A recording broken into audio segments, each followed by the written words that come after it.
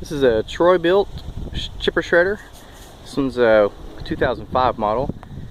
Back in 2005 they called it a 3-inch chipping capacity. I looked on their website now and they have this, looks like exactly the same one with the same specs, except it says it's a 2-inch chipping capacity. So I think that means that they probably had people telling it really went a 3-inch. I think 3-inch means it's got a 3-inch throat in the chipper section, and you can feed up to 3 inches. I don't think that really means that it'll eat up a 3-inch.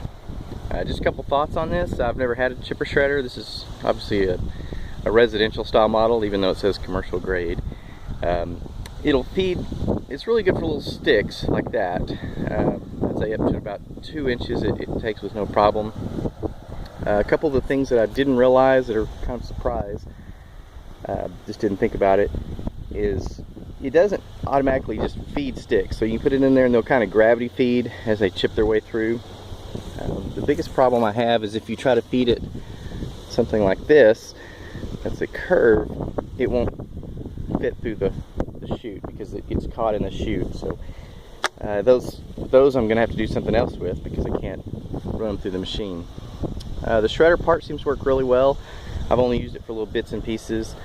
I just throw them in the back and it chunks them up pretty good.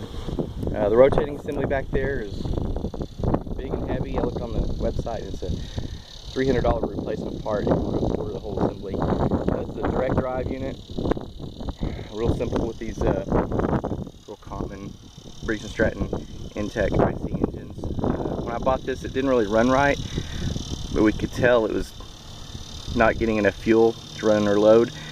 Simple task of just taking apart the carburetor, and I bought a little rebuild kit, came with little gaskets and stuff. Really all I needed was the needle valve seat.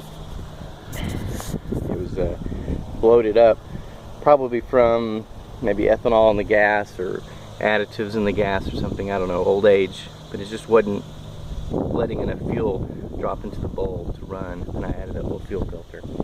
Pretty easy to start, or it has been. It seems like it's tuned just to run on full speed. It doesn't idle really very well, but put the throttle on full, choke it.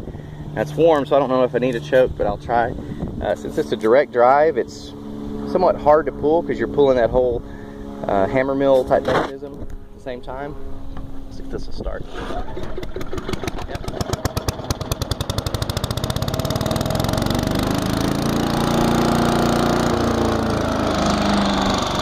So starts right up, no problem. You can tell from how long it takes to die down how much mass that hammer mill has.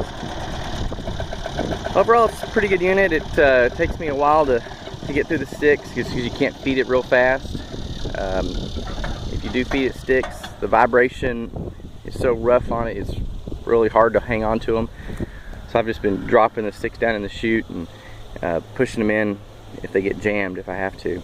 It's working pretty well. I probably went through a stack that size in about 10 or 15 minutes. I'm about to start up again and work on it and work through that. The other thing that surprised me is how loud it is. So you definitely want to use ear protection. I think it's very loud while you're running it.